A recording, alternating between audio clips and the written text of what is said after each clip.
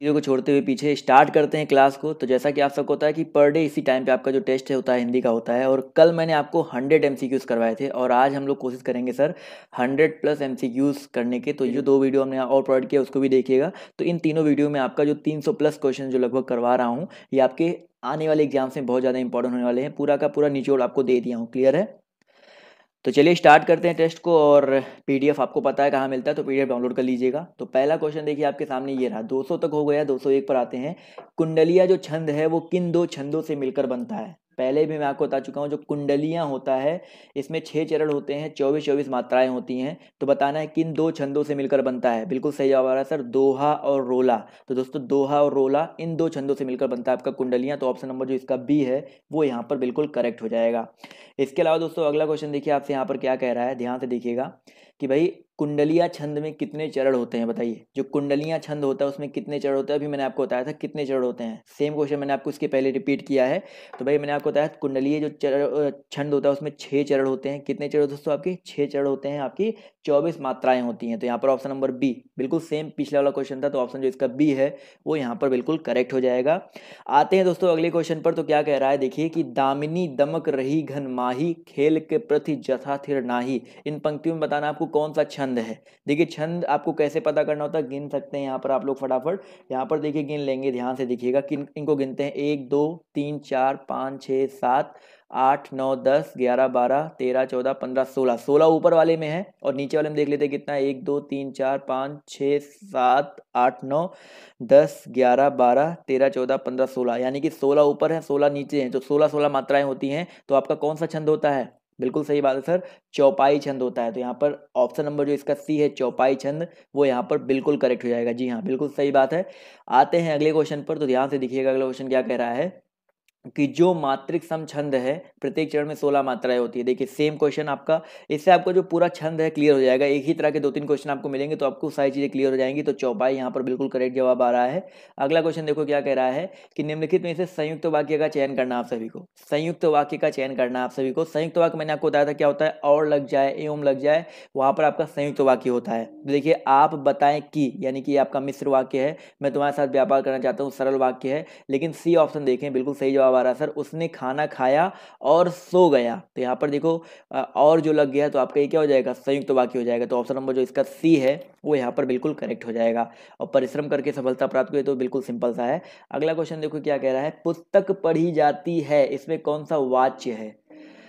पुस्तक जो है पढ़ी जाती है, आपको बताना है यहाँ पर कौन सा वाच्य हो जाएगा। तो भाई पुस्तक पढ़ी जा रही है, यानी कि पुस्तक क्या है आपका एक कर्म है, तो कर्म है ना सर, तो कर्मवाच्य हो जाएगा। तो याद रखिए कृतवाच्य नहीं, यहाँ पर क्या हो जाएगा दोस्तों, आपका कर्मवाच्य हो जाएगा। तो ऑप्शन नंबर जो इसका बी है वो यहाँ पर बिल्कुल करेक्ट हो जाएगा। कृतवाच्य में क्रिया का बेसिकली आपका कर्ता पर प्रभाव पड़ता है, लेकिन कर्मवाच्य में कर्म प्रधान होता है। अगला क्वेश्चन देखो यहाँ पर क्या कह रहा है कि निम्नलिखित में से अव्यय कौन सा है। अव्यय मैं आपको इतना बता रखा हूँ कि अव्यय तो आपको कोई डाउट नहीं होना चाहिए। बताइए निम्न में से अव्यय कौन सा हो जाएगा। चलिए फटाफट क्वेश्चन नंबर 207 जवाब दीजिए सर। प्राचीन है, मोटा है, गरीब है और है। तो बिल्कुल सही जवाब आ रहा है सर, जो आपका यहाँ पर और है वो यहाँ पर क्या हो जाएगा, अव्यय हो जाएगा। तो ऑप्शन नंबर जो इसका डी है वो यहाँ पर बिल्कुल करेक्ट हो जाएगा। और की बात करते हैं तो आपका ये समान अधिकरण समुच्चय बोधक अव्यय है। अगला क्वेश्चन देखो क्या कह रहा है कि निम्नलिखित में से संयुक्त वाक्य का चयन करें। दो ही ऑप्शन है, दोनों में से आपको बताना है संयुक्त वाक्य कौन सा है। और बिल्कुल सिंपल सा, आप मैंने आपको बताया संयुक्त वाक्य में कौन सा शब्द आपको देखने को मिल जाता है, और हो गया, तथा हो गया, आदि हो गया। तो और देखिए पहले वाले ऑप्शन में मिल रहा है ना, तो यहाँ पर ऑप्शन नंबर जो इसका ए है, काम समाप्त करो और जाओ। तो यहाँ पर ऑप्शन जो इसका ए है आपका क्या हो जाएगा, संयुक्त वाक्य हो जाएगा। क्लियर है? चलिए चलिए बढ़ते हैं दोस्तों क्वेश्चन नंबर 209 की तरफ। तो 209 आपसे यहाँ पर क्या कह रहा है, निम्नलिखित में से विकारी शब्द कौन सा है। विकारी शब्द यानी कि जो विकार उत्पन्न कर सकते हैं। तो यहाँ पर आज है, इधर है, परंतु ये लड़का है। तो बताइए विकारी शब्द यहाँ पर कौन सा हो जाएगा। अविकारी आपका अव्यय होता है, लेकिन यहाँ पर विकारी कौन सा हो जाएगा सर, लड़का। बिल्कुल सही बात है। यहाँ पर इसके लिंग में परिवर्तन कर सकते हो, लड़का का लड़की कर सकते हो, वचन में परिवर्तन कर सकते हो, लड़का का लड़के कर सकते हो, यानी कि ये आपका जो है अविकारी शब्द हो जाएगा। अगला क्वेश्चन देखिए क्या कह रहा है कि निम्नलिखित शब्दों में से कौन सा वाक्य अशुद्ध है। बताइए यहाँ पर कौन सा वाक्य अशुद्ध है। आज मैं यहीं रहूंगा, सज्जन लोग भला ही सोचते हैं, क्या तुम कॉलेज जाते हो, अभी तक पत्र नहीं मिला है। बताइए सर यहाँ पर अशुद्ध वाक्य कौन सा हो जाएगा। चलिए जवाब देखिए यहाँ पर आना शुरू हो गया है, तो बी जवाब हो जाएगा, क्योंकि सज्जन ऑलरेडी लोगों में आ जाता है तो यहाँ पर लोग जरा लगाना जरूरी नहीं है, तो सज्जन भला ही सोचते हैं ऐसा होना चाहिए था। तो ऑप्शन जो इसका बी है ये आपका अशुद्ध वाक्य हो जाएगा। क्लियर है। चलिए आते हैं अगले क्वेश्चन पर। तो अगला क्वेश्चन देखिए आपसे यहाँ पर क्या कह रहा है कि मुझे आज खाने का मन नहीं होती है, यहाँ पर अशुद्ध अंश स्पष्ट करना है। बताइए सर, मुझे आज खाने का मन नहीं होती है, तो यहाँ पर भी देखा जाए तो बिल्कुल सिंपल सा है, मन नहीं होती है, यानी कि भाई यहाँ पर होती है नहीं होना चाहिए था, क्या होना चाहिए था, मन नहीं होता है। तो यहाँ पर ऑप्शन नंबर जो इसका डी है बिल्कुल सही बात है, ऑप्शन जो इसका डी है करेक्ट हो जाएगा। अगला क्वेश्चन देखो क्या कह रहा है, उन्होंने कहाँ जाना है। बताइए उन्होंने कहाँ जाना है वाक्य में किस प्रकार की अशुद्धि है। बताइए सर, यहाँ पर उन्होंने कहाँ जाना है, ये यहाँ पर किस प्रकार की अशुद्धि है। फटाफट सभी लोग जवाब दिए सर, यहाँ पर क्या हो जाएगा। तो याद रखिएगा दोस्तों, यहाँ पर उन्होंने में अशुद्धि है। उन्होंने क्या होता है आपका एक सर्वनाम ही तो है, तो यहाँ पर हम लोग क्या कह सकते हैं सर, सर्वनाम संबंधी अशुद्धि है। कौन सा दोस्तों आपका सर्वनाम संबंधी, विशेषण नहीं होगा यहाँ पर, सर्वनाम होगा। उसे कहाँ जाना है या उन्हें कहाँ जाना है ऐसा होना चाहिए था। तो ऑप्शन नंबर जो इसका ए है वो यहाँ पर बिल्कुल करेक्ट हो जाएगा। अगला क्वेश्चन देखो यहाँ पर क्या कह रहा है कि मैंने यह काम कर लेना चाहिए, इस वाक्य में अशुद्ध अंश क्या हो जाएगा। मैंने यह काम कर लेना चाहिए, यहाँ पर अशुद्ध अंश आपको बताना है। बताइए सर क्या हो जाएगा। बिल्कुल सही बात है सर, यहाँ पर मैंने के स्थान पे मुझे होना चाहिए था। तो ऑप्शन नंबर जो इसका ए है, मुझे यह काम कर लेना चाहिए, यहाँ पर ऑप्शन ए बिल्कुल करेक्ट हो जाएगा। समझ में आ गया ना। अगला क्वेश्चन देखो आपसे यहाँ पर क्या कह रहा है कि शुद्ध वाक्य का चयन करना है। शुद्ध वाक्य बताना आपको यहाँ पर, आज घोड़ा दौड़ भी होगी, मेरे लिए गणित कठोर विषय है, बाढ़ शस्त्र और बंदूक अस्त्र है, और यहाँ पर गरीबों के लिए निःशुल्क शिक्षा की व्यवस्था है। बताइए यहाँ पर शुद्ध कौन सा हो जाएगा। तो यहाँ पर देखिए क्वेश्चन आपको पहले भी मिल चुका है, तो 214 में अगर देखा जाए तो करेक्ट आंसर आपका क्या हो जाएगा, ऑप्शन नंबर डी। ऑप्शन जो इसका डी है ये करेक्ट हो जाएगा। क्यों सर, गरीबों के लिए निःशुल्क शिक्षा की व्यवस्था, ये बिल्कुल शुद्ध लिखा गया है। और बाढ़ अस्त्र होता है, बंदूक शस्त्र होता है, और मेरे लिए गणित कठिन विषय है ना कि कठोर विषय है। और आज घोड़ा दौड़ भी होगी, नहीं आज घोड़ा दौड़ होगी, यहाँ पर होना चाहिए था। आते हैं अगले क्वेश्चन पर, क्या कह रहा है कि मैंने घर जाना था, तो ये क्वेश्चन आपका सेम रिपीट हो गया, तो यहाँ पर मैंने में अशुद्ध अंश हो जाएगा, तो इसको स्किप कर देते हैं। अगला क्वेश्चन देखो क्या कह रहा है, हिंदी में अल्प विराम का चिन्ह कौन सा है। हिंदी में आपको बताना है अल्प विराम का चिन्ह कौन सा है। अल्प विराम बताइए क्या होता है। एक पूर्ण विराम होता है जो कि आपका ऑप्शन नंबर सी वाला है, ये तो पूर्ण विराम है। लेकिन अगर हम अल्प विराम की बात करते हैं तो बिल्कुल सही जवाब आ रहा है। तो आपका जो ये कॉमा होता है ये आपका अल्प विराम होता है। तो ऑप्शन नंबर जो इसका डी है वो यहाँ पर बिल्कुल करेक्ट रहेगा। ये प्रश्नवाचक है, ये आपका विस्मयादिबोधक है। अगला क्वेश्चन देखिए क्या कह रहा है कि भाई हिंदी में पूर्ण विराम का चिन्ह कौन सा है। अभी मैंने आपको बताया था पूर्ण विराम कौन सा होता है, फटाफट जवाब दीजिए। तो बिल्कुल सही जवाब आ रहा है सर, अभी मैंने पिछले वाले क्वेश्चन बता दिया था, तो ऑप्शन जो इसका सी है यहाँ पर करेक्ट हो जाएगा। अगला क्वेश्चन देखो यहाँ पर क्या कह रहा है, ध्यान से देखिएगा कि इस विराम चिन्ह का नाम बताइए। सर बहुत सिंपल सिंपल क्वेश्चन आपको देखने को भी मिल रहे हैं, क्योंकि कुछ टॉपिक्स आपके सिंपल होते ही हैं। तो ये भैया प्रश्नवाचक है, तो ऑप्शन जो इसका बी है करेक्ट हो जाएगा। अगला क्वेश्चन देखो क्या कह रहा है, भाई ये जो है आपका किस विराम चिन्ह का नाम है। बताइए ये आपका किस विराम चिन्ह का नाम है। बिल्कुल सही जवाब आ रहा है, इसमें आपको टाइम वेस्ट करने की जरूरत ही नहीं है, विस्मयादिबोधक। तो ऑप्शन जो इसका डी है करेक्ट हो जाएगा। इसी तरह अगला क्वेश्चन देखिए क्या कह रहा है, शुद्ध वाक्य का चयन करना आप सभी को। उसका शिमला जाना है, उसने शिमला जाना है, उससे शिमला जाना है या उसे शिमला जाना है। पढ़ने से ही क्लियर हो रहा है सर, ऑप्शन नंबर जो इसका डी है उससे शिमला जाना है, यहाँ पर ये शुद्ध वाक्य हो जाएगा। तो ऑप्शन डी यहाँ पर बिल्कुल करेक्ट हो जाएगा। अगले क्वेश्चन पर आते हैं, तो क्या कह रहा है भाई, निम्नलिखित में से भाववाच्य का उदाहरण कौन सा है। भाववाच्य बताना है ना सर। अब चला जाए, रवि आम चूसता है, मोहिनी पत्र लिखती है, शीला से खाया नहीं जाता है। तो दो यहाँ पर ऑप्शन जो है थोड़ा सा कंफ्यूजिंग है सबके लिए कि भाई ऑप्शन ए लिखेंगे या डी लिखेंगे। बताइए सर, यहाँ पर डी, जितने लोग जवाब दे रहे हैं डी, शीला से खाया नहीं जाता, वो यहाँ पर क्या हो जाएगा, भाववाच्य हो जाएगा। तो जितने लोग जवाब दे रहे हैं ऑप्शन नंबर डी, वो लोग यहाँ पर बिल्कुल करेक्ट हो जाएंगे। अगला क्वेश्चन देखिए आपसे क्या कह रहा है कि निम्नलिखित में से अशुद्ध वाक्य छाटिए। आप सभी को अशुद्ध वाक्य छाटना है 222 में। बताइए सर क्या हो जाएगा। कृष्णा जी के अनेकों नाम हैं, पुस्तक बहुत ही उपयोगी होती है, शोभना बहुत मीठा गाती है, मैं अभ्यास कर रहा हूँ। अब देखा जाए तो पहला जो आपका ऑप्शन नंबर ए है, कृष्णा जी के अनेकों नाम है, यहाँ पर ए और बी, ए भी गलत है। पुस्तक बहुत ही उपयोगी होती है, देखा जाए बी भी गलत है। और शोभना बहुत मीठा गाती है, ये भी गलत है। भाई मीठा के लिए बहुत यूज नहीं करते हैं। तो यानी कि यहाँ पर होना चाहिए था शुद्ध वाक्य छाटिए। क्वेश्चन ध्यान समझो, यहाँ पर होना चाहिए था शुद्ध वाक्य छाटिए, और मैं अभ्यास कर रहा हूँ यही सिर्फ शुद्ध है। क्लियर है। तो ये चीज़ थोड़ा ध्यान से दो, यहाँ पर तीनों आपका अशुद्ध है, यहाँ पर ये शुद्ध है। थोड़ा सा क्वेश्चन आपका यहाँ पर मिस्टेक है, तो ऑप्शन जो इसका डी है वो करेक्ट हो जाएगा। क्लियर है। चलिए कि भाई पुस्तक बहुत ही उपयोगी है, पुस्तक एक वचन के रूप में प्रयुक्त हुआ है, जबकि अगला क्वेश्चन देखो आपसे यहाँ पर क्या कह रहा है कि सभी मिलकर स्कूल जाता है, सभी मिलकर स्कूल जाता है, यहाँ पर इसका शुद्ध रूप बताना आपका क्या हो जाएगा।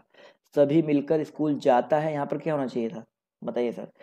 तो भैया बिल्कुल सही जवाब हो जाएगा सर। देखिए सभी मिलकर, देखो मिलकर नहीं होना चाहिए था, मिलकर कोई नहीं होता, सभी साथ में स्कूल जाते हैं, तो यहाँ पर सी वाला ऑप्शन नहीं सही होगा, यहाँ पर सभी साथ स्कूल जाते हैं, यहाँ पर डी वाला ऑप्शन जो है करेक्ट होगा। एक ही चीज़ गलती नहीं होती है, दो तीन चीज़ गलती आपको ध्यान देना होता है, क्योंकि मिलकर का प्रयोग यहाँ पर अनुचित रूप में किया गया है। क्लियर है। अगला क्वेश्चन देखिए यहाँ पर क्या कह रहा है कि भैया मैं खाता हूँ, मैं खाता हूँ, इसका कर्मवाची रूप क्या हो जाएगी। तो देखिए अभी कृतवाची में दिया गया है मैं खाता हूँ, तो इसका कर्मवाची रूप क्या हो जाएगा, बताइए सर। फटाफट जवाब दिए सभी लोग। तो बिल्कुल सही जवाब आ रहा है सर, मुझसे खाया जाता है। देखिए मुझसे खाया जाता है, तो यहाँ पर जितने भी लोग जवाब दे रहे हैं ऑप्शन नंबर डी, ये आपका कर्मवाची रूप हो जाएगा। क्लियर है। तो ऑप्शन जो इसका डी है वो यहाँ पर बिल्कुल करेक्ट हो जाएगा। आते हैं अगले क्वेश्चन पर। तो क्या कह रहा है कि संज्ञा का भेद नहीं होता है, बताइए संज्ञा के आपके कितने भेद होते हैं, इसमें से कौन सा ऐसा जो संज्ञा के भेद नहीं है। तो व्यक्तिवाचक, जातिवाचक, भाववाचक, ये आपकी संज्ञा के भेद है। समूहवाचक भी संज्ञा के भेद होता है, द्रव्यवाचक भी संज्ञा का भेद होता है, लेकिन जो निजवाचक है ये आपका सर्वनाम का भेद होता है। बिल्कुल सही बात है सर, और ये जो ऑप्शन नंबर सी है वो यहाँ पर बिल्कुल करेक्ट हो जाएगा। चलिए आते हैं अगले क्वेश्चन पर। तो भैया कह रहा है वाच्य कितने प्रकार के होते हैं, वाच्य के कितने प्रकार होते हैं, फटाफट जवाब दीजिए सभी लोग। तीन है, एक है, चार है, या कोई प्रकार नहीं। तो भैया वाच्य के तीन प्रकार होते हैं, बिल्कुल सही जवाब आ रहा है। कौन कौन से वाच्य होते हैं सर, कृतवाच्य, कर्मवाच्य और आपका भाववाच्य। क्लियर है। चलिए ये क्वेश्चन हो गया। अगला क्वेश्चन स्किप कर देते हैं, वही सेम क्वेश्चन है। ये क्वेश्चन बताइए क्या हो जाएगा। आम खाया जाता है, ये कैसा वाच्य है, बताइए। आम खाया जाता है, ये कैसा वाच्य है। क्वेश्चन नंबर आपका 229 है, फटाफट सभी लोग जवाब देते हुए चलेंगे। तो बिल्कुल सही बात है भाई, आम जो है खाया जाता है, यानी कि आपका यहाँ पर देखा जाए तो कर्मवाच्य होगा, कृतवाच्य होगा, भाव होगा, या क्रियावाच्य होगा। तो बिल्कुल सही जवाब आ रहा है सर, कर्मवाच्य होगा। तो ऑप्शन नंबर जो इसका बी है वो यहाँ पर बिल्कुल करेक्ट हो जाएगा। समझ में आ रहा है ना सर। तो अगले क्वेश्चन पर आते हैं। तो अगला क्वेश्चन देखिए आपसे यहाँ पर क्या कह रहा है कि भैया जातिवाचक संज्ञा शब्द है, बताइए सर। जातिवाचक संज्ञा शब्द कौन सा हो जाएगा, कामायनी, रसीला, आम या वकील। जातिवाचक बताना था। तो यहाँ पर देखो जातिवाचक की अगर हम बात करते हैं तो कामायनी तो नाम है, तो व्यक्तिवाचक हो जाएगा। आम और वकील में थोड़ा सा डाउट हो रहा है। तो यहाँ पर देखा जाए तो यहाँ पर क्वेश्चन नंबर 230 में देखा जाए तो भाई आम भी है आपका, वकील भी है, लेकिन अगर एग्जैक्ट रूप में देखा जाए तो वकील को ज़्यादा हम लगाएंगे, क्योंकि आम की अलग अलग प्रजातियाँ होती है, वो बात अलग है। बट आम अगर फल की सिर्फ बात करते तो फल में आम एक आपका व्यक्ति के अंतर्गत आ जाएगा, व्यक्तिवाचक हो जाएगा, और रसीला आपका भाववाचक के अंतर्गत आ जाएगा। क्लियर है। तो ऑप्शन नंबर जो इसका डी है वो यहाँ पर एग्जैक्ट रूप में करेक्ट हो जाएगा। आते हैं अगले क्वेश्चन पर। तो भैया क्या कह रहा है, उसने पत्र लिखा। यहाँ पर जो उसने है ये सर्वनाम का, कौन से सर्वनाम का भेद है, बताइए। निजवाचक, पुरुषवाचक, निश्चयवाचक या संबंधवाचक। चलिए जवाब देखिए आना शुरू हो गया है। तो भाई उसने की बात कर रहे हैं ना, तो देखो निजवाचक होता है जब अपने आप के लिए बात करते हैं, तो अपना तो यहाँ पर निजवाचक तो नहीं होगा। उसने की बात करते हैं तो यहाँ पर क्या हो जाएगा, पुरुषवाचक हो जाएगा। क्यों सर, क्योंकि पुरुषवाचक में एक आपका अन्य पुरुष होता है, अन्य पुरुष में आपका उसने आपको देखने को मिल जाता है। तो ऑप्शन जो इसका बी है वो यहाँ पर क्या हो जाएगा, बिल्कुल करेक्ट हो जाएगा। समझ में आ गया ना। चलिए आते हैं अगले क्वेश्चन पर। तो क्या कह रहा है, क्या आप घर भी जाएंगे, इस वाक्य में रेखांकित पद क्या है, बताइए। जो आपका आप है, अब बता सकते हो आसानी से, जो आपका है वो क्या है, संज्ञा है, सर्वनाम है, विशेषण है या क्रिया है। बिल्कुल सही जवाब देखिए यहाँ पर आ रहा है सर। देखिए संज्ञा, विशेषण, क्रिया तो हो नहीं सकता है, तो यहाँ पर बचा क्या, सर्वनाम। देखो सर्वनाम होगा यहाँ पर, क्योंकि आप जो है आपका क्या है, एक सर्वनाम है। तो यहाँ पर जो लोग जवाब दे रहे हैं बी, ए नहीं होगा सर, यहाँ पर जो ऑप्शन सी होगा वो यहाँ पर क्या हो जाएगा, करेक्ट हो जाएगा। समझ में आ गया ना। चलिए आते हैं अगले क्वेश्चन की ओर। तो अगला क्वेश्चन देखिए क्या कह रहा है, यह मेरी पतंग है। यहाँ पर जो यह मेरी, यहाँ पर रेखांकित का भेद बताना है, यानी कि बेसिकली यह के बारे में बताना है आपका किस प्रकार का सर्वनाम है, निश्चयवाचक, अनिश्चयवाचक, निजवाचक या आपका प्रश्नवाचक। जवाब देखिए आना शुरू हो गया है। चलिए बहुत ही इंपॉर्टेंट क्वेश्चन है। तो यहाँ पर देखा जाए तो यह हो गया, वह हो गया, ये सारे आपके निश्चयवाचक के अंतर्गत आते हैं, तो याद रखिएगा। तो ऑप्शन नंबर जो इसका ए है वो यहाँ पर बिल्कुल करेक्ट हो जाएगा, निश्चयवाचक सर्वनाम है। क्लियर है। चलिए भाई जब भी आप किसी चीज़ को इंडिकेट करते हो, यह मेरी पतंग है, वह मेरी पुस्तक है, तो ये हमेशा क्या होता है, निश्चयवाचक के अंतर्गत आता है। अगला क्वेश्चन देखिए क्या कह रहा है कि निम्नलिखित में से किस वाक्य में सर्वनाम का प्रयोग हुआ है, बताइए सर। बहुत ही इंपॉर्टेंट क्वेश्चन है। ठंडी काफ़ी बढ़ गई है, आई होप किस वाक्य में सर्वनाम का प्रयोग हुआ है? 34 जवाब देखिए आना शुरू हो गया है। तो याद रखिएगा यहाँ पर मैं कल दिल्ली जा रहा हूँ, यहाँ पर जो मैं है आपका एक सर्वनाम है। क्लियर है? तो ऑप्शन नंबर यहाँ पर जो बी है इसमें यूज हुआ है। और देखो देखो यहाँ पर आज निपात है, बेसिकली आपका एक अव्यय है। घर, सीमा, रीमा, कहीं भी आपका क्या सर्वनाम है? सिर्फ आपका बी में सर्वनाम है, तो ऑप्शन जो इसका बी है वो करेक्ट होगा ना सर। ए कैसे हो जाएगा? अगला क्वेश्चन देखो आपसे यहाँ पर क्या कह रहा है कि भैया पुरुषवाचक सर्वनाम के कितने भेद होते हैं? मैंने अभी आपको बताया था पुरुषवाचक सर्वनाम क्या होता है। 3 तरह के भेद होते हैं, सबको पता होना चाहिए। देखिए आपका एक होता है उत्तम पुरुष, एक आपका होता है मध्यम पुरुष, और एक आपका होता है कौन सा? अन्य पुरुष। तो ये 3 तरह के भेद होते हैं। तो याद रखिएगा ऑप्शन नंबर जो इसका ए है वो यहाँ पर बिल्कुल करेक्ट हो जाएगा। बिल्कुल सही जवाब आ रहा है, उत्तम, मध्यम, अन्य। अगला क्वेश्चन देखिए क्या कह रहा है कि निम्नलिखित में से कौन सा सर्वनाम है? बताइए। यह मनुष्य स्वभाव हिमालय, यहाँ पर सर्वनाम कौन सा है? फटाफट सभी लोग जवाब देते हुए चलेंगे, एक एक करके सभी को जवाब देना है, ऐसा नहीं कि आपको एक ही लोग को जवाब देना है। तो ए बिल्कुल सही बात है। यहाँ पर जो यह है आपका एक सर्वनाम हो जाएगा, जबकि सभा आपका समूहवाचक संज्ञा है, हिमालय आपका व्यक्तिवाचक संज्ञा है, मनुष्य आपका जातिवाचक संज्ञा है। तो ये तीनों संज्ञाएं हैं, बल्कि जो ए है आपका सर्वनाम है। अगला क्वेश्चन देखो क्या कह रहा है कि भैया निम्नलिखित में से कौन सी जातिवाचक संज्ञा है? बताइए। यहाँ पर जातिवाचक संज्ञा बताना है, मजदूर, शत्रुता, यश और सेना। बताइए फटाफट जवाब दिए सर। यहाँ पर जातिवाचक संज्ञा कौन सी हो जाएगी? देखिए सेना तो भैया आपका समूहवाचक संज्ञा है, जातिवाचक मत बोलिएगा उसको। यहाँ पर मजदूर, देखो मजदूर की अगर हम बात करते हैं तो मजदूर जो है आपका एक जातिवाचक संज्ञा के अंतर्गत है। देखो मजदूर क्या है, एक दिखा रहा है कि मजदूर कोई भी हो सकता है, एक जाति दिखा रहा है। तो ऑप्शन जो इसका ए है वो यहाँ पर करेक्ट हो जाएगा। अगला क्वेश्चन देखो क्या कह रहा है कि शैशव शब्द से बना संज्ञा कौन सा हो जाएगा? जो आपका शैशव शब्द है उससे बना संज्ञा शब्द कौन सा हो जाएगा? क्वेश्चन नंबर 238, फटाफट सभी लोग जवाब दीजिए। 238 जवाब देखिए यहाँ पर आना शुरू हो गया है। तो भैया अगर हम बात करते हैं शैशव के बारे में, तो शैशव शब्द से जो बना संज्ञा शब्द है आपका कौन सा हो जाएगा?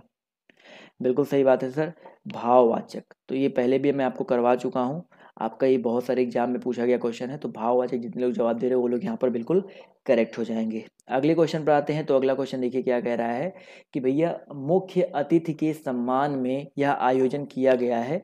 इस वाक्य में जो सम्मान में है यहाँ पर इसमें कारक बताना है आपको। बताइए सर यहाँ पर कारक कौन सा हो जाएगा? कौन सा कारक हो जाएगा सर? बिल्कुल सही बात है सर, अधिकरण हो जाएगा। क्यों हो जाएगा सर अधिकरण? क्योंकि अधिकरण में क्या होता है, में पर ऊपर, यही तो होता है ना। तो में पर ऊपर किस में होता है? अधिकरण में होता है। तो ऑप्शन जो इसका ए है वो यहाँ पर बिल्कुल करेक्ट हो जाएगा। चलिए दोस्तों आते हैं अगले क्वेश्चन की ओर।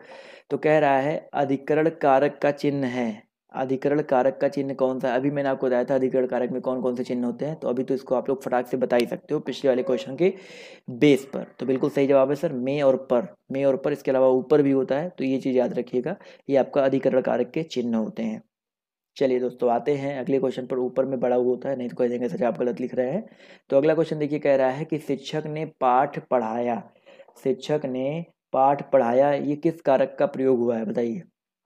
शिक्षक ने यानी कि कर्ता ने हुआ है ना। तो बिल्कुल सही जवाब है सर। यहाँ पर ऑप्शन जो इसका बी है कर्ता ने, वो यहाँ पर बिल्कुल करेक्ट हो जाएगा। कर्ता कारक का प्रयोग हुआ है, तो ऑप्शन बी यहाँ पर बिल्कुल करेक्ट हो जाएगा। आते हैं अगले क्वेश्चन पर। तो अगला क्वेश्चन देखिए कह रहा है यह ताले की चाबी है, रेखांकित में कौन सा कारक है? ताले की चाबी है, रेखांकित में बताइए कौन सा कारक है? फटाफट 242 के जवाब दिए सभी लोग। चलिए 242 जवाब देखिए यहाँ पर आना शुरू हो गया है। तो ताले की चाबी है, बताइए सर। यहाँ पर देखा जाए तो अपादान कारक होगा, याद रखिएगा करण से होता है, यहाँ पर अपादान कारक होगा। क्यों सर? सॉरी अपादान कैसे होगा, माफ कीजिएगा, संप्रदान होना चाहिए था। एक मिनट रुकिए, ताले की चाबी कह रहा ना, तो यहाँ पर संप्रदान हो जाएगा, संबंध दिखा रहा है। तो ऑप्शन नंबर जो इसका ए है वो यहाँ पर करेक्ट हो जाएगा।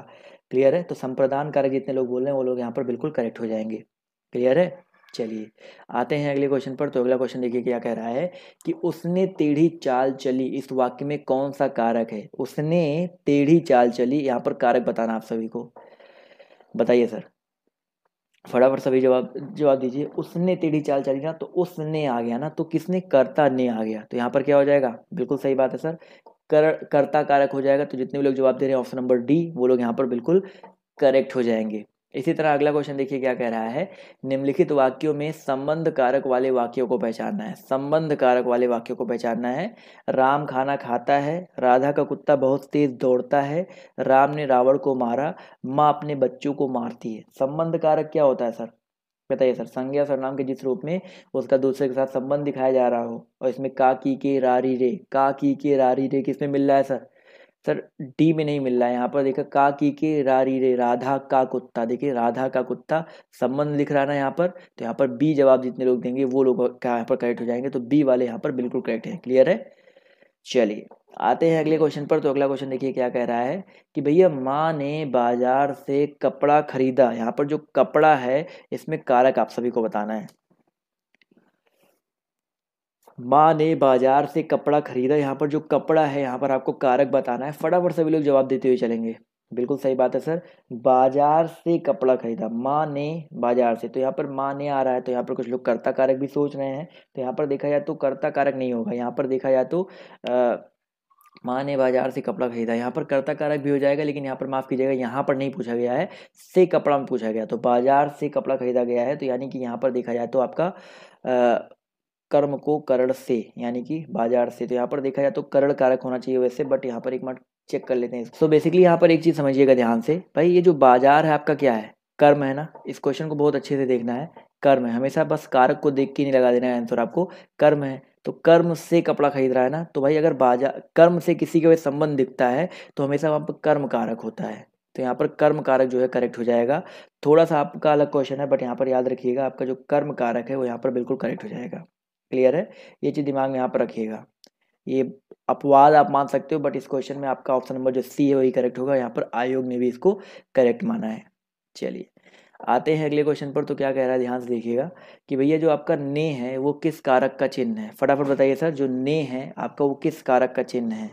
अगर आपको किसी क्वेश्चन में लगता है कि डाउट हो रहा है तो आप लोग उसको आराम से कमेंट करके आप जवाब दे सकते हैं, सब कुछ आप क्लियर कर सकते हैं। अगर आपको लगता है नहीं सर आपने गलत बताया, तो उसको क्लियर करते हुए चलिए, कोई दिक्कत नहीं है, क्योंकि कुछ चीज़ें कभी कभी होती हैं, आपने कहीं और पढ़ी है मैंने कहीं और पढ़ी हैं, तो अलग अलग चीज़ें हो जाती हैं। तो ने जो है बेसिकली आपका कर्ता कारक हो जाएगा, तो ऑप्शन जो इसका ए है वो यहाँ पर बिल्कुल करेक्ट हो जाएगा। और हिंदी आप देखो ना कि आप PN पांडे पढ़ो तो आपको कुछ अलग मिलेगा, आप कोई दूसरी बुक पढ़ो, आदित्य पब्लिकेशन पढ़ो तो वहाँ पर कुछ अलग देखने को मिल जाएगा। तो कुछ ना कुछ अपवाद हर जगह देखने को मिलता है, बट यहाँ पर मैं आपको हर चीज़ मिक्सअप करके तो पढ़ा नहीं सकता हूँ, कोई ना कोई एक आपको लेकर चलना होगा, और जो बिल्कुल आयोग जो मानता है मैं आपको वो बताता हुआ चलता हूँ।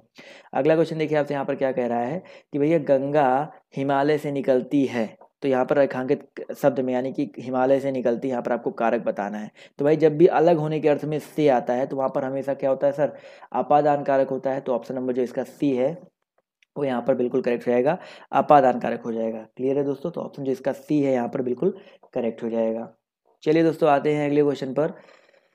तो क्या कह रहा है भाई, हरि मोहन अपनी बहन को पुस्तक देता है, इसमें यहाँ पर जो बहन को है यहाँ पर आपको कारक बताना है। फटाफट बताइए सर, हरि मोहन अपनी बहन को पुस्तक देता है, इस वाक्य में रेखांकित पद में आपको कारक बताना है। फटाफट सभी लोग जवाब देते हुए चलेंगे। तो मैंने आपको बता दिया सर, जब भी देने के अर्थ में होता है, बहन को पुस्तक देता है यानी कि देने के अर्थ में, तो आपका क्या हो जाएगा, संप्रदान कारक हो जाएगा। देने के अर्थ में हमेशा संप्रदान कारक ही होता है।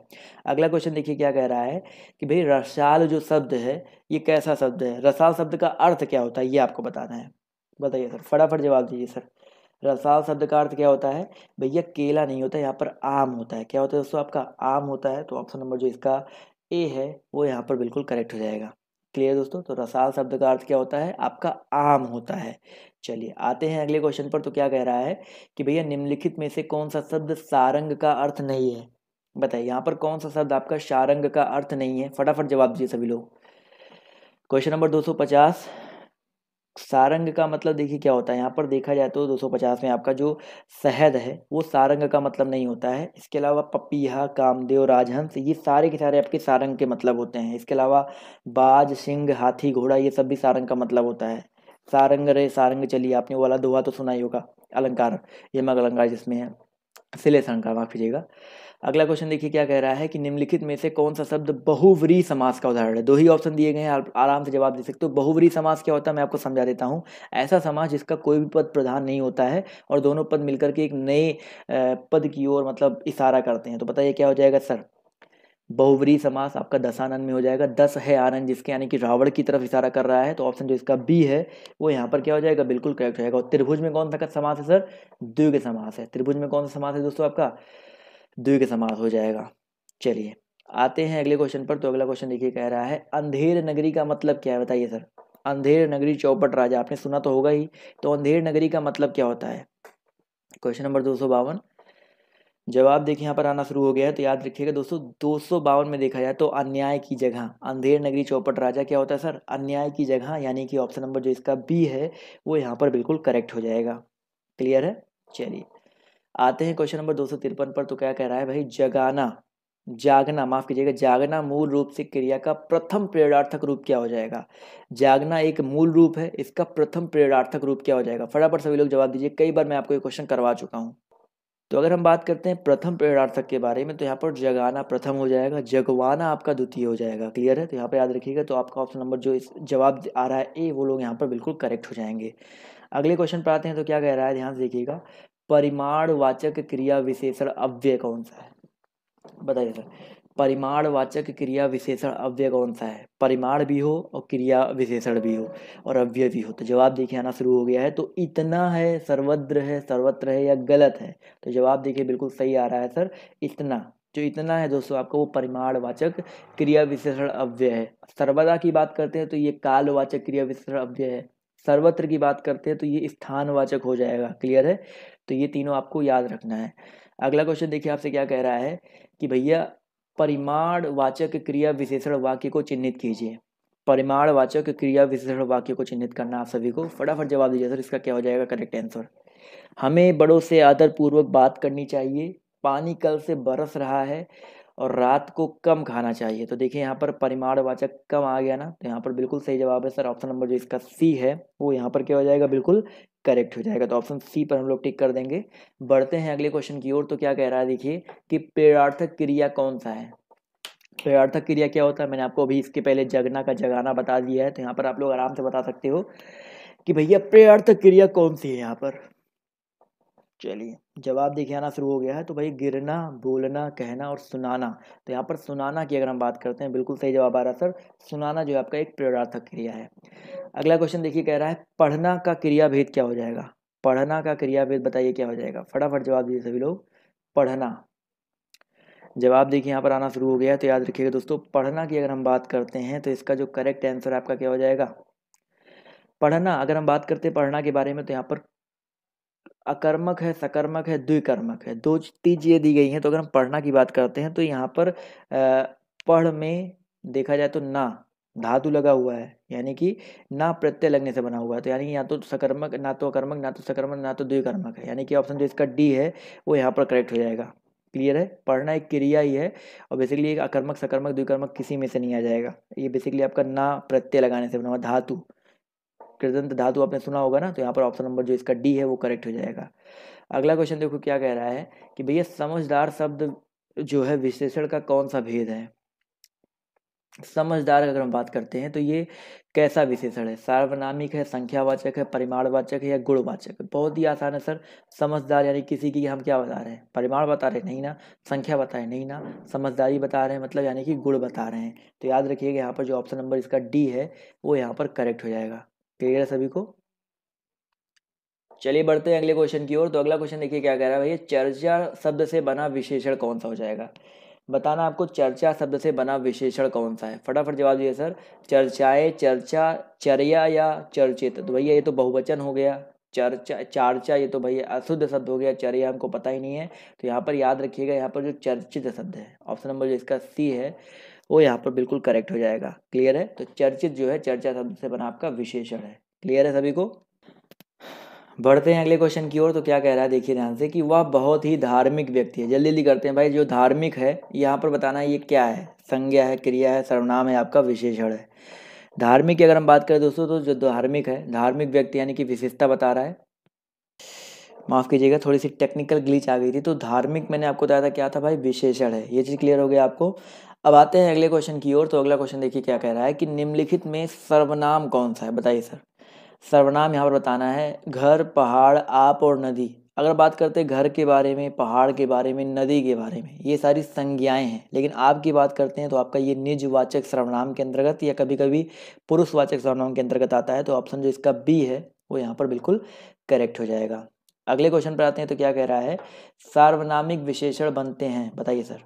सार्वनामिक विशेषण जो है किससे बनते हैं, संज्ञा से, संज्ञा और सर्वनाम से या क्रिया से। फटाफट जवाब दीजिए सर, सार्वनामिक जो विशेषण है वो किससे बनते हैं। क्वेश्चन नंबर 262 है और जवाब देखिए यहाँ पर आना शुरू हो गया है। तो याद रखिएगा जो सार्वनामिक विशेषण होते हैं वो किससे बनेंगे भाई, सर्वनाम से बनेंगे। तो जितने लोग जवाब दे रहे हैं ऑप्शन नंबर सी, वो लोग यहाँ पर बिल्कुल करेक्ट हो जाएंगे। चलिए आते हैं अगले क्वेश्चन पर। तो क्या कह रहा है, ध्यान से देखिएगा, एक मिनट रुकिए, माफ़ कीजिएगा, थोड़ी सी टेक्निकल ग्लिच बार बार आ रहे हैं इंटरनेट की वजह से। तो अगले क्वेश्चन पर आते हैं। तो क्या कह रहा है कि निम्नलिखित में से विशेषण है, बताइए सर। शीतलता, नया, बल और वृद्धि, इसमें आपको बताना विशेषण कौन सा है सर। ध्यान से देखिए भाई, शीतलता है, नया है, बल है और वृद्धि है। तो यहाँ पर आराम से बता सकते हैं, यहाँ पर जो नया है, ऑप्शन नंबर जो इसका सी है, ये आपका एक विशेषण है। कैसा विशेषण है दोस्तों, आपका एक गुणवाचक विशेषण है।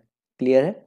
अगला क्वेश्चन देखिए आपसे यहाँ पर क्या कह रहा है कि भाई सीता सो रही थी, इस वाक्य का काल क्या हो जाएगा, बताइए सर। काल आपको बताना है। सीता सो रही थी, देखिए आपका थी यानी कि भूतकाल होगा, लेकिन कौन सा भूतकाल होगा, रही थी यानी कि कार्य जो है पूरा कंप्लीट नहीं हुआ है। तो बिल्कुल सही जवाब आ रहा है दोस्तों आपका यहाँ पर कि अपूर्ण भूतकाल। तो ऑप्शन नंबर जो इसका सी है, अपूर्ण भूतकाल, वो यहाँ पर बिल्कुल करेक्ट हो जाएगा।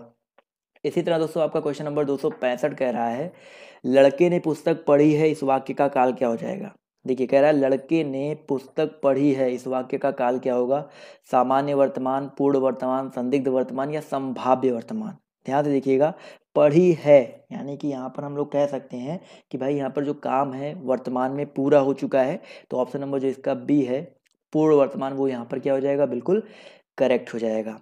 अगले क्वेश्चन पर आते हैं। तो क्या कह रहा है कि निम्नलिखित में से आपको विशेषण बताना है, लंबाई, समझ, बुढ़ापा और शांत। यहाँ पर आपका विशेषण क्या हो जाएगा सर। अगर विशेषण की अगर हम बात करते हैं तो यहाँ पर देखिए लंबाई है, समझ है, बुढ़ापा और शांत है। तो यहाँ पर लंबाई तो है नहीं, समझ तो है नहीं, बुढ़ापा तो आपका संज्ञा है, लेकिन हम बात करते हैं शांत के बारे में, तो वह बहुत शांत है, एक विशेषण ही तो हुआ। तो ऑप्शन नंबर जो इसका डी है वो यहाँ पर क्या हो जाएगा, बिल्कुल करेक्ट हो जाएगा। अगला क्वेश्चन देखिए क्या कह रहा है, शब्द की सबसे छोटी इकाई क्या कहलाती है। जो शब्द है उसकी सबसे छोटी इकाई क्या कहलाती है, बताइए सर। फटाफट जवाब दीजिए सर, जवाब देखिए आना शुरू हो गया है। तो भाई याद रखिएगा, शब्द की जो सबसे छोटी इकाई होती है वो वर्ड होती है। दो प्रकार की होती है, स्वर और व्यंजन, अलग अलग दो प्रकार होते हैं। तो यहाँ पर सब वर्ड की शब्द की सबसे छोटी इकाई क्या होती है, आपकी वर्ड होती है। आते हैं अगले क्वेश्चन पर। तो क्या कह रहा है, ध्यान से देखिएगा कि तपस्वी का स्त्रीलिंग क्या होगा। जो तपस्वी है इसका स्त्रीलिंग क्या हो जाएगा। तो बिल्कुल सही बात है, तपस्विनी होता है। तो यहाँ पर तपसी, तपस्या, तापसी गलत हो जाएगा। तो यहाँ पर जितने भी लोग जवाब दे रहे हैं ऑप्शन नंबर ए तपस्विनी, वो लोग यहाँ पर बिल्कुल करेक्ट हो जाएंगे। जल्दी जल्दी करवा रहे हैं क्योंकि आपको पता है ज़्यादा से ज़्यादा क्वेश्चन हो सकें आपके टाइम के अंदर में ही। अगला क्वेश्चन देखिए कह रहा है आचार्य। आचार्य का पुल्लिंग शब्द बताइए क्या हो जाएगा। क्वेश्चन नंबर 269 है, आचार्य, बताइए सर इसका पुल्लिंग, यानी कि आचार्य आपका एक स्त्रीलिंग है, इसका पुल्लिंग क्या हो जाएगा, आचार्य। बिल्कुल सही बात है सर। तो ऑप्शन नंबर जो इसका बी है आचार्य, ये इसका क्या हो जाएगा, पुल्लिंग शब्द हो जाएगा। इसी तरह दोस्तों आपका क्वेश्चन नंबर 270 कह रहा है, पुस्तक रखी है, यहाँ पर जो पुस्तक रखी इस वाक्य में वचन कौन सा है। बहुत ही सिंपल सा है भाई, पुस्तक का बताना आपको वचन। पुस्तक कैसा वचन है सर, एक वचन है ना। तो बिल्कुल सही जवाब है। तो ऑप्शन नंबर जो इसका ए है, वचन एक वचन जो है यहाँ पर बिल्कुल करेक्ट हो जाएगा। इसी तरह दोस्तों आपका क्वेश्चन नंबर 271 कह रहा है कि निम्नलिखित में से कौन सा शब्द आपका पुल्लिंग है, बताइए सर। यहाँ पर कौन सा शब्द आपका पुल्लिंग हो जाएगा। क्वेश्चन नंबर आपका 271, फटाफट सभी लोग जवाब देते हुए चलेंगे सर। पुल्लिंग की अगर हम बात करते हैं तो भवदिया, दिव्या, संचालक और साध्वी। पुल्लिंग यहाँ पर देखा जाए तो आपका जो संचालक है, संचालक, तो ऑप्शन नंबर जो लोग जवाब दे रहे हैं डी, वो लोग यहाँ पर करेक्ट रहेंगे। ये आपका पुल्लिंग है। उसके अलावा और सारे के सारे आपके स्त्रीलिंग शब्द हो जाएंगे। चलिए दोस्तों आते हैं अगले क्वेश्चन पर। तो क्या कह रहा है कि सुरेश गीत गा रहा था, इस वाक्य में कौन सा काल है। सुरेश गीत गा रहा था, इस वाक्य में आपको काल बताना है। तो भाई गीत गा रहा था यानी कि भूतकाल में क्या है, पूरा काम नहीं हुआ है। तो क्या हो जाएगा सर आपका, देखिए सुरेश गीत गा रहा था यानी कि अपूर्ण भूतकाल, अभी मैं आपको इसके बारे में बता चुका हूँ। तो ऑप्शन नंबर जो इसका ए है वो यहाँ पर क्या हो जाएगा, बिल्कुल करेक्ट हो जाएगा। चलिए दोस्तों, आते हैं क्वेश्चन नंबर 273 पर। तो कह रहा है कि निम्नलिखित शब्दों में से विशेषण को पहचानना आपको। ऐतिहासिक, आश्वासन, उपासना और अपेक्षा, यहाँ पर विशेषण बताना आपको। 273 बहुत ही सिंपल सा क्वेश्चन है। आई होप जवाब आपको पता होगा, जवाब देखिए आना भी शुरू हो गया। तो याद रखिएगा, यहाँ पर जो विशेषण है वो आपका ऐतिहासिक हो जाएगा। क्या हो जाएगा दोस्तों? आपका ऐतिहासिक यहाँ पर विशेषण हो जाएगा। तो ऑप्शन नंबर जो इसका ए है वो यहाँ पर करेक्ट हो जाएगा। आते हैं दोस्तों अगले क्वेश्चन पर। तो देखिए क्या कह रहा है कि भैया निम्नलिखित में से कौन सा शब्द आपका पुल्लिंग है? बताइए, यहाँ पर कौन सा शब्द आपका पुरुष लिंग है? वचन, प्यास, हानि और बचत। बताइए सर। सभी लोग जवाब देते हुए चलेंगे एक एक करके। तो याद रखिएगा, यहाँ पर देखिए आपका, अगर हम बात करते हैं ऑप्शन नंबर ए के बारे में, वचन। वचन जो है दोस्तों आपका एक पुल्लिंग शब्द है। तो ऑप्शन नंबर जिसका ए है वो यहाँ पर बिल्कुल करेक्ट हो जाएगा। आते हैं अगले क्वेश्चन पर। तो अगला क्वेश्चन देखिए आपसे यहाँ पर क्या कह रहा है कि सदा ही बहुवचन में प्रयुक्त होने वाला शब्द कौन सा है? सदैव ऐसा कौन सा शब्द है जो बहुवचन में यूज होता है? घर, दर्शन, प्रत्येक, मुनि। देखिए घर आपका एक वचन, देखिए लिखा ही हुआ एक वचन है। प्रत्येक हमेशा एक वचन में यूज होता है। लेकिन हम बात करते हैं दर्शन के बारे में, कई बार आपको बता चुका हूँ, प्राण, दर्शन, हस्ताक्षर, ये जो होते हैं आपके सदैव बहुवचन में ही यूज होते हैं। तो ऑप्शन नंबर जो इसका सी है वो यहाँ पर क्या हो जाएगा? बिल्कुल करेक्ट हो जाएगा। चलिए आते हैं अगले क्वेश्चन पर। तो क्या कह रहा है, ध्यान से देखिएगा कि भैया निम्नलिखित में से कौन सा शब्द आपका स्त्रीलिंग है? बताइए सर। यहाँ पर स्त्रीलिंग शब्द कौन सा हो जाएगा? मालिक, पाठक, कहार और योगिनी, इन चारों में आपका स्त्रीलिंग कौन सा हो जाएगा? सभी लोग फटाफट जवाब देते हुए चलेंगे। तो याद रखिएगा, यहाँ पर अगर स्त्रीलिंग की बात करते हैं तो यहाँ पर मालिक, पाठक, कहार तो आपका पुल्लिंग है। लेकिन हम बात करते हैं योगिनी के बारे में, तो योगिनी जो है दोस्तों आपका स्त्रीलिंग शब्द हो जाएगा। तो ऑप्शन जो इसका डी है वो यहाँ पर बिल्कुल करेक्ट हो जाएगा। अगला क्वेश्चन देखो क्या कह रहा है कि भैया शिक्षक जो है इसका बहुवचन क्या हो जाएगा? शिक्षक का बहुवचन बताइए क्या हो जाएगा? 278। फटाफट सभी लोग जवाब दिए सर। शिक्षक का बहुवचन क्या हो जाएगा? 278 जवाब देखिए आना शुरू हो गया है। तो याद रखिएगा दोस्तों, इसका जो बहुवचन है वो आपका हो जाएगा शिक्षकगण। बहुत ही इंपॉर्टेंट है। तो ऑप्शन नंबर जो इसका डी है शिक्षकगण, वो यहाँ पर क्या हो जाएगा? बिल्कुल करेक्ट हो जाएगा।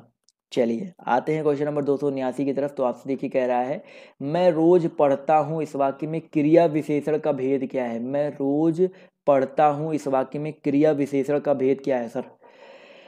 279। देखिए सर, अगर रोज पढ़ता हूँ इसकी बात हो रहा है तो ये पहली बात तो रोज यानी कि काल की बात, समय की बात कर रहा है। तो समय किस में दिख रहा है सर? यहाँ पर ऑप्शन नंबर सी में, कालवाचक क्रिया विशेषण। तो ऑप्शन नंबर जो इसका सी है वो यहाँ पर क्या हो जाएगा? बिल्कुल करेक्ट हो जाएगा। इसी तरह 280 नंबर क्वेश्चन देखिए कह रहा है धातु कहते हैं।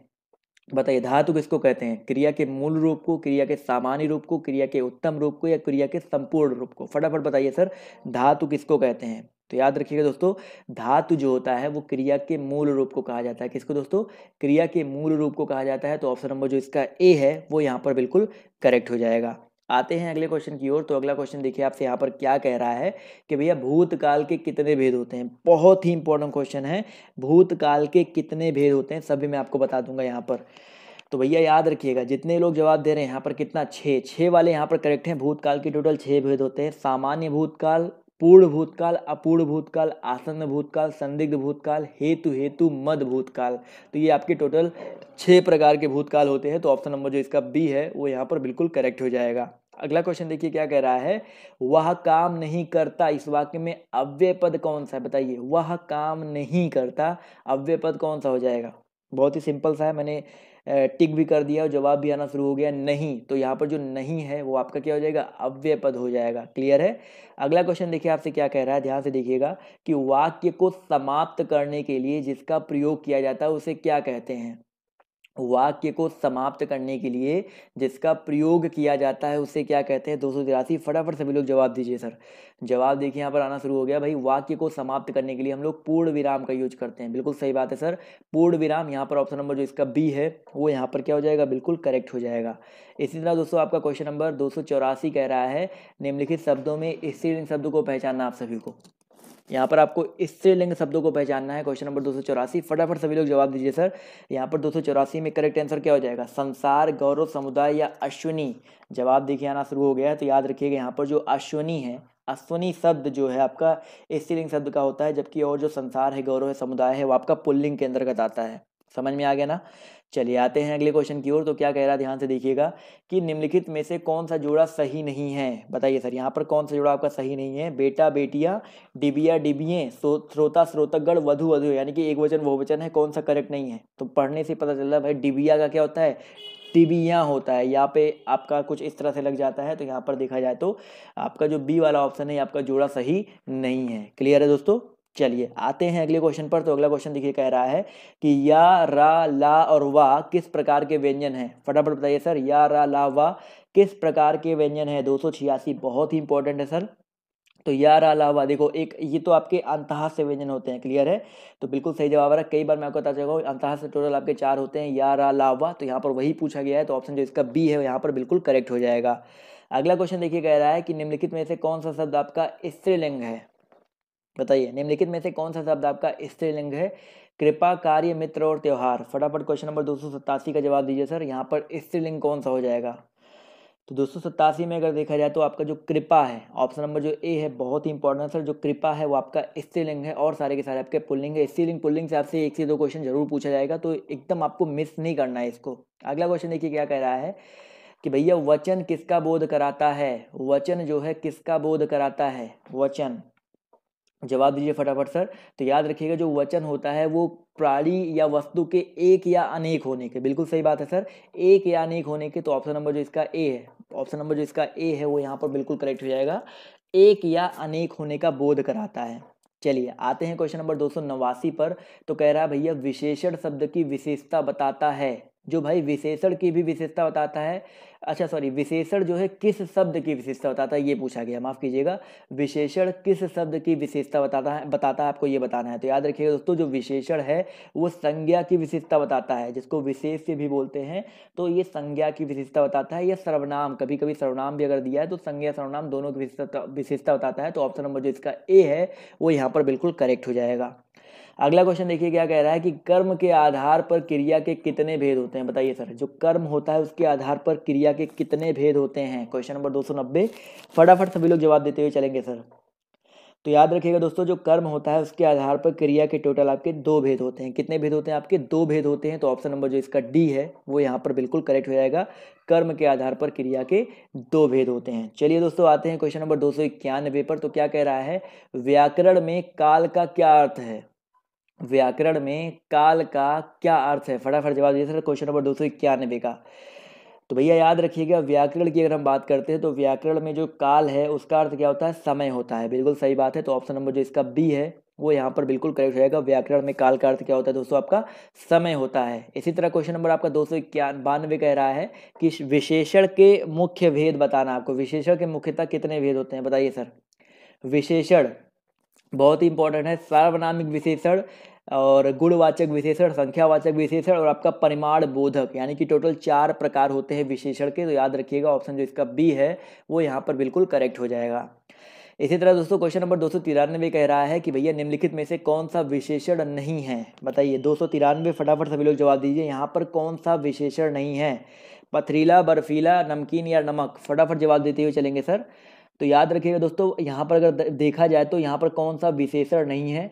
पथरीला है, बर्फीला है, नमकीन है और नमक है। तो यहाँ पर ऑप्शन नंबर जो इसका डी है, नमक की बात करते हैं तो ये आपका एक विशेष है, यानी कि एक संज्ञा है, द्रव्यवाचक संज्ञा है। तो आपका ये विशेषण के अंतर्गत नहीं आएगा। अगला क्वेश्चन देखिए क्या कह रहा है, किसी कार्य को करने या होने का बोध कराने वाले शब्द क्या कहलाते हैं। किसी कार्य का करने या होने का बोध कराने वाले शब्द क्या कहलाते हैं। क्वेश्चन नंबर 294, फटाफट जवाब दीजिए सर। तो याद रखिएगा भैया, किसी कार्य के करने या होने का बोध कराने वाले जो शब्द होते हैं वो आपके क्रिया कहलाते हैं। बिल्कुल सही जवाब आ रहा है सर। तो यहाँ पर जो क्रिया है वो यहाँ पर बिल्कुल करेक्ट हो जाएगा। समझ में आ गया ना सर।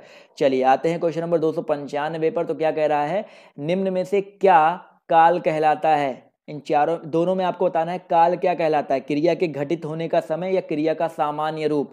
फटाफट बताइए सर। 295 बहुत ही इंपॉर्टेंट है। तो याद रखिए दोस्तों, यहाँ पर जो क्रिया का घटित होने का समय होता है वही काल कहलाता है। बिल्कुल सही जवाब आ रहा है। तो ऑप्शन नंबर जितने लोग जवाब दे रहे हैं ए, वो लोग यहाँ पर बिल्कुल करेक्ट हो जाएंगे। इसी तरह क्वेश्चन 295 के बाद 96 कह रहा है, निम्नलिखित में से कौन सा वर्ड आपका अघोष है। अघोष मैं आपको बता चुका हूं क्या होता है सर। प्रत्येक वर्ग का व्यंजन वर्गों में पहला और दूसरा जो व्यंजन होता है वो आपका अघोष होता है। जैसे का वर्ग का का, खा, चा, छा, जा, झा, इया, अच्छा सॉरी, चा, छा, का खा गा घा कहाँ बोलो, का खा, उसके बाद चा छा होता है। उसके अलावा यहाँ पर देखा जाए तो बिल्कुल सही जवाब आ रहा है सर, जो का वर्ग है यहाँ पर का जो है ये आपका अघोष हो जाएगा। इसके अलावा गा घा और जा ये आपके सघोष हैं। क्लियर है। अगला क्वेश्चन देखिए क्या कह रहा है कि निम्न में से कौन सा शब्द आपका स्त्रीलिंग है, बताइए सर। यहाँ पर स्त्रीलिंग शब्द कौन सा हो जाएगा, उपहार, मस्तक, ग्रंथ या रचना। फटाफट जवाब दीजिए सभी लोग। 297 जवाब देखिए यहाँ पर आना शुरू हो गया है। तो याद रखिएगा दोस्तों, 297 का जो करेक्ट आंसर है आपका यहाँ पर उपहार, मस्तक, ग्रंथ आपके पुल्लिंग है, जबकि रचना की अगर हम बात करते हैं तो दोस्तों जो रचना है वो आपका स्त्रीलिंग के अंतर्गत आता है। क्लियर है। चलिए दोस्तों आते हैं क्वेश्चन नंबर 298 की तरफ। तो क्या कह रहा है, निम्न में कौन सा शब्द आपका पुल्लिंग है, बताइए। इच्छा, रक्षा, राष्ट्र या योग्यता। यहाँ पर पुल्लिंग शब्द कौन सा हो जाएगा। 298 सभी लोग जवाब देते हुए चलेंगे सर। तो बिल्कुल सही जवाब आ रहा है सर। यहाँ पर अगर देखा जाए पुल्लिंग शब्द की बात करते हैं तो यहाँ पर जो राष्ट्र है बहुत ही इंपॉर्टेंट है। राष्ट्र जो है आपका पुल्लिंग शब्द है, तो ऑप्शन नंबर जो इसका बी है वो यहाँ पर करेक्ट हो जाएगा। 299 देखिए आपसे क्या कह रहा है भैया, किस शब्द का प्रयोग सदैव बहुवचन में होता है। कौन सा शब्द का प्रयोग बताइए सदैव बहुवचन में होता है। फटाफट सभी लोग जवाब दीजिए 299 का। चलिए जवाब देखिए आना शुरू हो गया। तो याद रखिएगा यहाँ पर जो प्राण है, अगर हम बात करते हैं प्राण के बारे में, प्राण, दर्शन, हस्ताक्षर अभी मैं आपको बता चुका हूँ, ये जो शब्द होते हैं आपके हमेशा बहुवचन में ही प्रयोग किए जाते हैं। 300 नंबर क्वेश्चन देखिए क्या कह रहा है कि निम्न में से कौन सा शब्द आपका स्त्रीलिंग है, बताइए सर। यहाँ पर कौन सा शब्द आपका स्त्रीलिंग है, क्वेश्चन नंबर 300। फटाफट जवाब दिए सभी लोग। तो भैया याद रखिएगा यहाँ पर अगर हम स्त्रीलिंग की बात करते हैं तो यहाँ पर सौभाग्य, सुंदरता, चंद्र और काव्य में तो आपका जो सुंदरता है, बिल्कुल सही बात। तो वैसे भी ये स्त्रियों के लिए यूज होता है, तो सुंदरता जो है आपका स्त्रीलिंग शब्द का स्त्रीलिंग हो जाएगा। क्लियर है। तो ऑप्शन नंबर जो इसका बी है वो यहाँ पर करेक्ट हो जाएगा। तो 100 क्वेश्चन तो अभी कंप्लीट हो, मैंने बोला था 100 प्लस करवाऊंगा, तो अभी आपको 2-3 क्वेश्चन या 5 क्वेश्चन 10 क्वेश्चन और देख लीजिए। अगला क्वेश्चन देखिए क्या कह रहा है, निम्न में से कौन सा शब्द पुल्लिंग है, बताइए फटाफट। 301 100 प्लस पे आ चुके हैं हम लोग, जवाब दीजिए फटाफट। आशा, आज्ञा, गरिमा और सागर। फटाफट सभी लोग जवाब देते हुए चलेंगे सर। जवाब देखिए यहाँ पर आना शुरू हो गया है। तो याद रखिएगा यहाँ पर जो आपका सागर है, याद रखिएगा जो आपका सागर है वो आपका एक पुल्लिंग शब्द है। देखिए अभी 45 मिनट हुए हैं और हम लोग 100 प्लस पे आ चुके हैं, ये आपका पुल्लिंग शब्द है। अगला क्वेश्चन देखिए क्या कह रहा है कि किस शब्द का प्रयोग सदैव बहुवचन में होता है। तो देखिए प्राण, हस्ताक्षर मिल गए हैं, तो दर्शन, इस क्वेश्चन को स्किप भी कर सकते हैं क्योंकि अभी मैंने पिछले 2-3 क्वेश्चन में आपको इसके बारे में बता ही दिया है। अगला क्वेश्चन देखिए क्या कह रहा है, हिंदी भाषा में कुल कितने व्यंजन होते हैं, बताइए सर।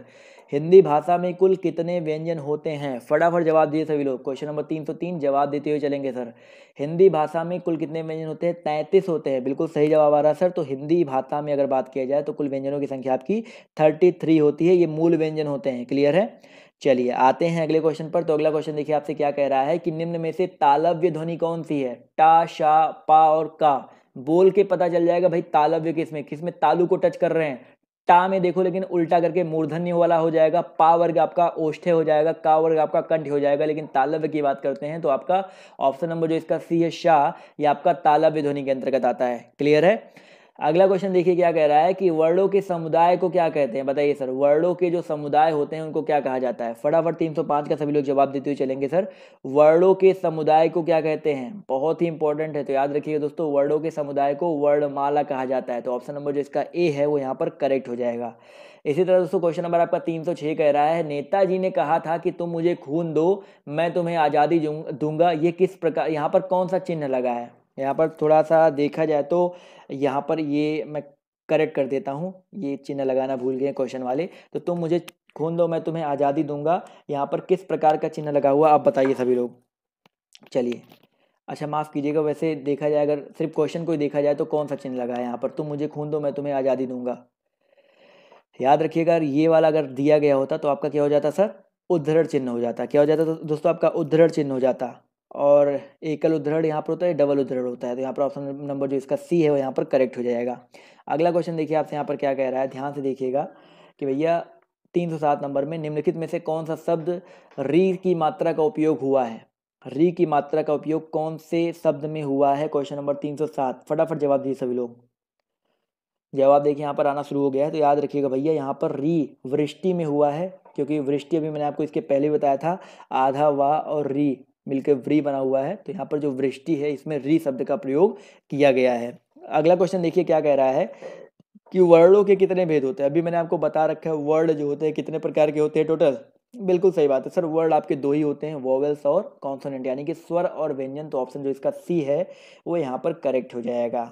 चलिए क्वेश्चन नंबर 309 देख लेते हैं, क्या कह रहा है। निम्न में से दंत्य ध्वनि कौन सी है। दंत्य ध्वनि, ता वर्ग में जो आता आपका आता है वो दंत्य होता है, उसके अलावा और कौन सा दंत्य ध्वनि है, बताइए सर। चलिए, दांत और जीभ के स्पर्श से बोले जाने वाले जो वर्ड होते हैं वो दंत्य ध्वनि होते हैं, यानी कि ता वर्ग हो गया, इसके अलावा ला होता है और सा होता है। तो ये जो आपके अलग से दो हैं ये भी आपके दंत्य ध्वनि के अंतर्गत आते हैं। तो जितने लोग जवाब दे रहे हैं ऑप्शन नंबर सी, वो लोग यहाँ पर बिल्कुल करेक्ट हो जाएंगे। एक और क्वेश्चन देख लेते हैं, क्या कह रहा है। निम्नलिखित में से कौन सा वर्ड आपका अघोष है, बताइए सर। अघोष मैंने अभी आपको बताया था, पहला और दूसरा व्यंजन, व्यंजन वर्ग में जो पहला और दूसरा व्यंजन होता है वो अघोष के अंतर्गत आता है। तो बताइए यहाँ पर अघोष कौन सा हो जाएगा।